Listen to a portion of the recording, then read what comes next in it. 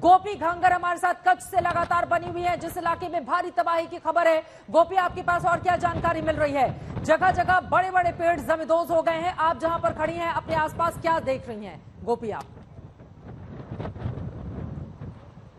बिल्कुल बिल्कुल चित्रा, सबसे पहले तो हमारे साथ जो लोग जुड़े हुए हैं उनको हम ये दृश्य दिखाएंगे कि इलेक्ट्रिक पोल जो है वो किस तरीके से यहाँ पे हिल रहे हैं। लगातार जिस तरीके से तेज हवाएं आ रही है, ये सारे इलेक्ट्रिक पोल है वो इसी तरीके से यहाँ पे हिल रहे हैं। डर लग रहा है कि कहीं कोई इलेक्ट्रिक पोल जो है वो इस तेज हवा की वजह से गिर ना जाए, क्योंकि लगातार जो पेड़ भी कई जगह पे उखड़ने की जो बात है वो हमारे सामने आ रही है। साथ ही जखाव से लेकर नलिया का जो हाईवे है उसे भी बंद कर दिया गया है, क्योंकि वहां पे भी काफी ज्यादा पेड़ जो है वो वहां पे गिर गए हैं, क्योंकि वहां पे हवा की रफ्तार जो है वो करीब 130 तक नापी गई थी।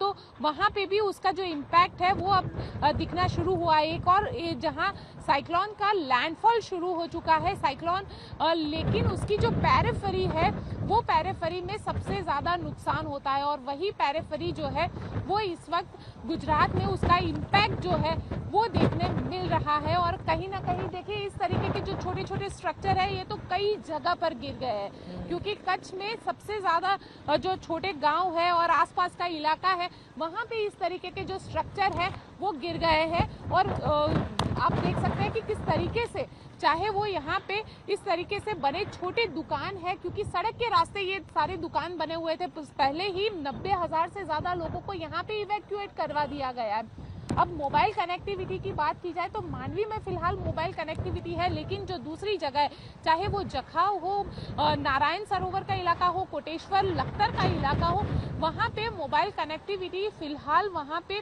कई लोगों से हमने संपर्क करने की कोशिश की है, लेकिन उस तरीके से संपर्क नहीं हो पाया। तो हो सकता है कि वहाँ पे मोबाइल कनेक्टिविटी जो है वो अब ना रही हो। कई इलेक्ट्रिक पोल जो है वो भी वहाँ पे गिर गए, हालांकि सड़क को भी काफी ज्यादा वहां पे नुकसान हुआ है। तो यहाँ पे अगर मांडवी जो है, मांडवी के अंदर क्योंकि एक ऐसी जगह है जहाँ पे हवा का जो नुकसान है हवा की वजह से, साइक्लोन की वजह से, वो कम से कम यहाँ पे उसका जो इम्पैक्ट है वो होना था। तो लेकिन यहाँ से लेके मांडवी से लेकर जो कराची पाकिस्तान तक है उसका इम्पैक्ट सबसे ज्यादा देखने मिलना था।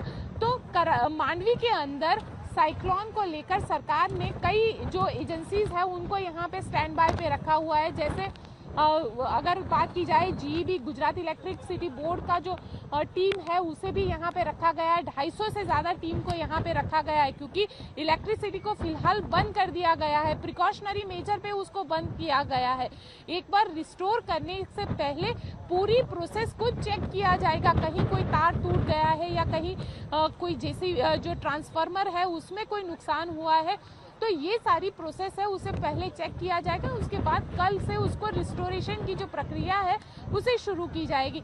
तो ये हम कह सकते हैं कि आज की रात जो है वो काफी मुश्किलों भरी रात है कच्छ के लोगों के लिए, क्योंकि जिस तरीके से यहाँ पे तेज हवाएं चल रही है, बारिश हो रही है, साथ ही साइक्लोन का जो असर है, जो सबसे ज्यादा असर लखपत के इलाके में, देखिए आपको ये बोर्ड दिखाती हूँ यहाँ पे जिस तरीके से, देखिए चित्रा, लगातार लोगों से हम यही कह रहे हैं कि लोग अपने घरों के अंदर रहे, बाहर ना निकले, क्योंकि कुछ भी ऑब्जेक्ट है वो उड़ता हुआ उनको लग सकता है। लेकिन लोग जो है यहाँ पे बाहर निकल रहे हैं, सड़क पे घूम रहे हैं, लेकिन हवाएं इतनी तेज यहाँ पे चल रही है। और खास करके जब बड़े बैनर्स यहाँ पे लगाए गए, बड़े होर्डिंग्स यहाँ पे लगाए गए, ये होर्डिंग्स कभी भी गिर सकते हैं। तो वैसे हालात में लोगों को भी समझना चाहिए, क्योंकि ये चक्रवात है, इसे हल्के में ना ले और लोग अपने घरों के अंदर रहे ताकि सुरक्षित रह पाएंगे।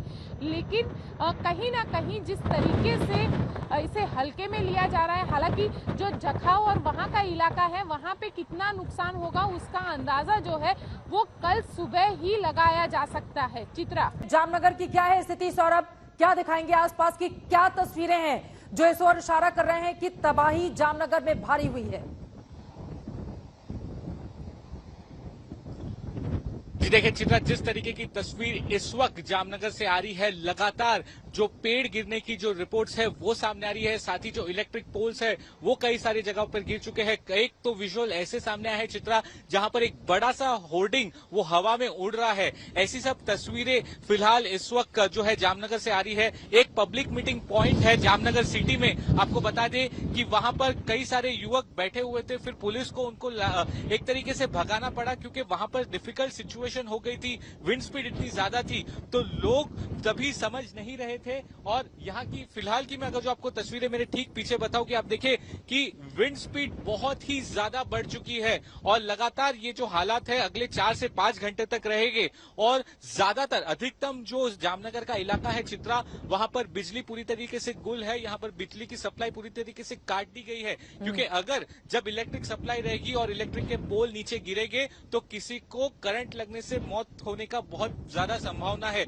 अभी की आप तस्वीरें देखें कि ये एक आश्रम है जहां पर इस वक्त हम मौजूद है और यहाँ पर पूरा रेस्क्यू ऑपरेशन भी चल रहा है। ये तेज हवाएं देखें कितनी जबरदस्त यहाँ पर लगातार चल रही है। एक ये साइक्लोन में अच्छी बात ये रही चित्रा, मैं आपको बता दूं कि इसने समय बहुत दिया तैयारी करने के लिए क्योंकि अरबी समुद्र में जब ये था तो बहुत धीरे से आगे बढ़ा था। इसकी स्पीड बहुत ज्यादा है लेकिन आगे बढ़ने की स्पीड उसकी काफी कम थी, जिसके चलते प्रशासन को काफी समय मिला। और यही वजह है, मैं आपको बता दूं, बहुत सारे ऐसे शेल्टर पॉइंट्स है, जो स्कूल्स है, प्राइमरी स्कूल्स है, जहां पर लोग अभी सुरक्षित है। लेकिन कई ऐसी जगह है जैसे वो जो इलाका है जहां पर हम कुछ देर पहले गए थे चित्रा, वहां पर अभी भी कुछ लोग ऐसे थे, उनको ये डर है कि अगर वो घर खाली करके बाहर चले जाएंगे तो उनका सामान का क्या होगा। अगर घर बर्बाद हो जाता है तो उनके सामान खराब हो जाएगा और कोई वहां से लेके चला जाएगा। तो बहुत सारे ऐसे भी लोग हैं जो अपने घरों से अभी भी निकलना नहीं चाहते। तो ये काफी डेंजर सिचुएशन है क्योंकि देखिए लाइट नहीं चित्रा, लगातार ये तेज हवाएं चल रही है और रात में जब पूरा अंधेरा होगा और कोई कनेक्शन नहीं होगा और तभी कुछ इमरजेंसी आती है तो बहुत डिफिकल्ट सिचुएशन है। एनडीआरएफ की कई सारी टीम यहाँ पर मौजूद है, सरकार की कई सारी टीम मौजूद है। अब इतने सारे कॉल आ गए हैं कि सारी टीमें अब पूरे जामनगर में अलग अलग जगह पे है और रिस्टोरेशन का काम कर रहे हैं। लगातार जो अपील हम आज तक पे कर रहे हैं वही अपील एक बार फिर से कि कल सुबह तक अपने घरों से ना निकले। जिस तरीके की नुकसान की बात करूं चित्रा, तो ये सारी चीजों को रिस्टोरेशन करने में काफी समय लग जाएगा।